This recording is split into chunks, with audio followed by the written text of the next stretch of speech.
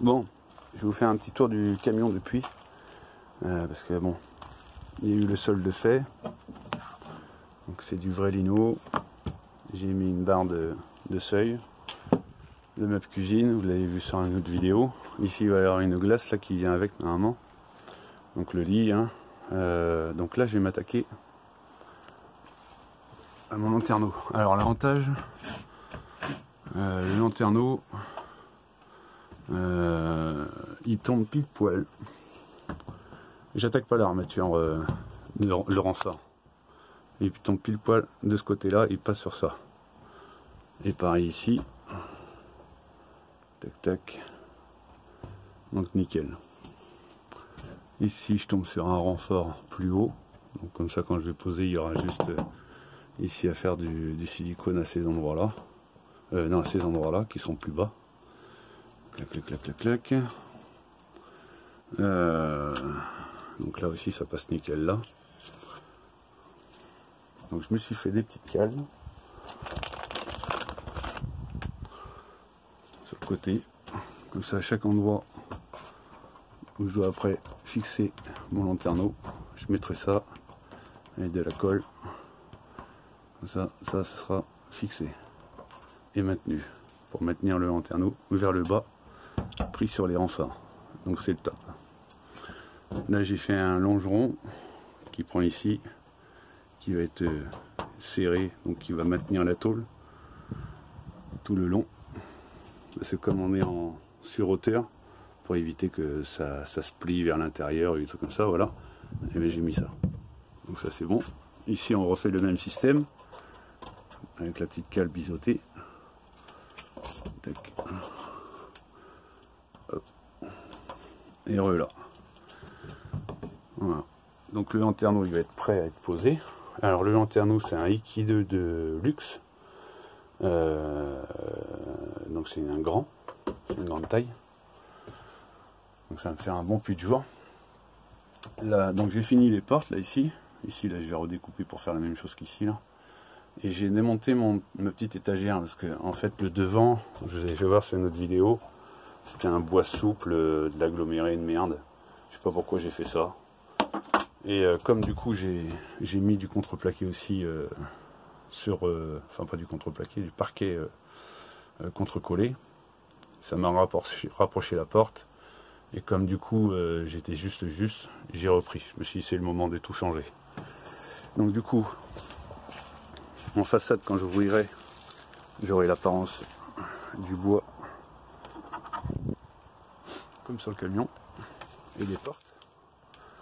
Sur le dessus j'ai fait des petites plaques. Alors je vais foutre des petites tétines ici, deux petites tétines et deux petites tétines avec deux petits trous derrière, clac clac comme ça, il se bloquera dedans tout seul, clac, avec un petit trou ici pour mettre le doigt pour ouvrir le truc. Celui-là je suis en train de le redresser parce qu'il était gondolé. Tac tac tac. Donc ça c'est pour traiter mon métal quand je vais le couper, parce qu'une fois qu'il sera coupé il y aura la tranche pour éviter qu'il soit qui rouille ou quoi que ce soit dans le futur. Je mettrai ça pour que ça sèche. Ça du coup je le remettrai derrière. La petite lime pour limer les petites bavures qu'il y aura, mais je fais ça au Dremel. Le scotch après pour mettre après le silicone. Et ça c'est pour fixer le lanterneau qui est sur le dessus, sur la tôle. C'est fait exprès pour ça. Donc voilà, on a fait, je pense, le tour du truc. Et après, une fois que ça sera fait, le lanterneau, je vais pouvoir m'attaquer au toit, faire mon petit caisson. Derrière aussi pour les portes.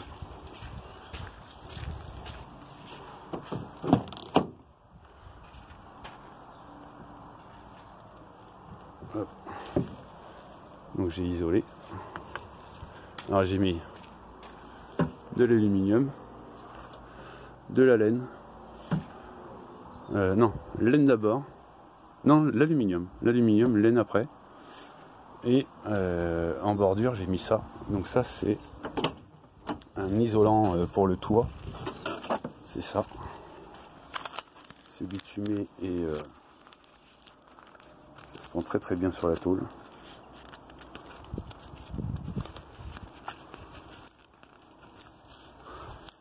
Donc ça, c'est fait.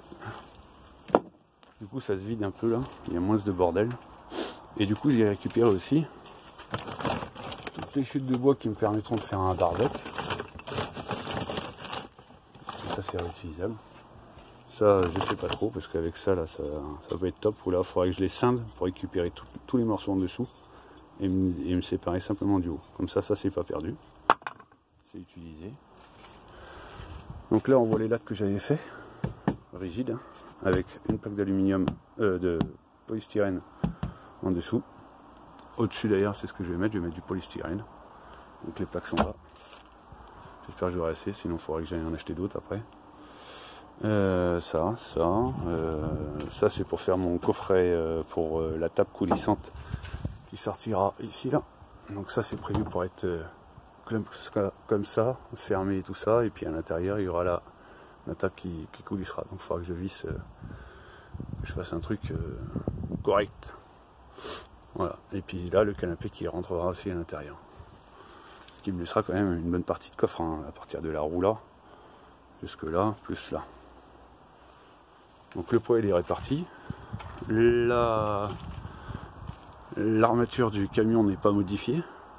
Ça c'est très bien parce que du coup ça m'isole de la condensation qu'il y a le matin au niveau des vitres et tout ça extérieur, puis ça sert à rien, donc du coup je l'ai laissé, c'est très bien. Ça m'évitera la condensation pour rien. J'ai pas de fenêtre ici, j'aurai mes alcôves. Les alcôves seront habillées avec le revêtement blanc ici mural, exprès prévu pour ça.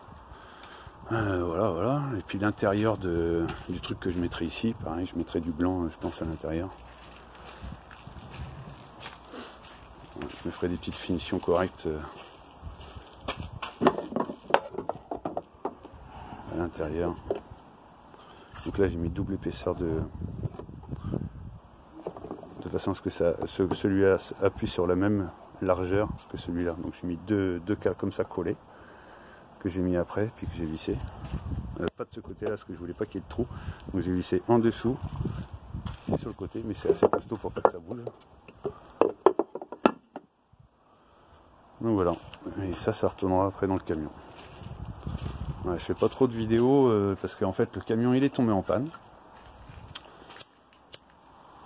En fait ça déconnait depuis le début avec le FAP.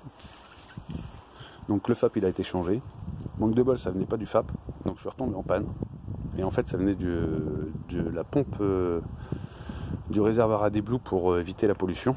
Donc il y a la déblue qui est injectée dans le carburant pour éviter que le FAP se colmate.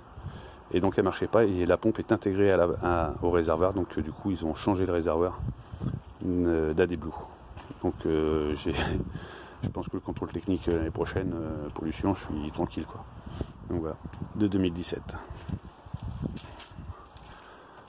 Bon, bah, je vous ferai voir après comment que ça donne. Et une fois que ça sera fait, déjà je pourrai même travailler quand il pleut dedans. Donc j'ai perdu pas mal de jours à cause des problèmes du camion. Donc voilà, maintenant à moi de rattraper le retard. Ciao, ciao, à bientôt.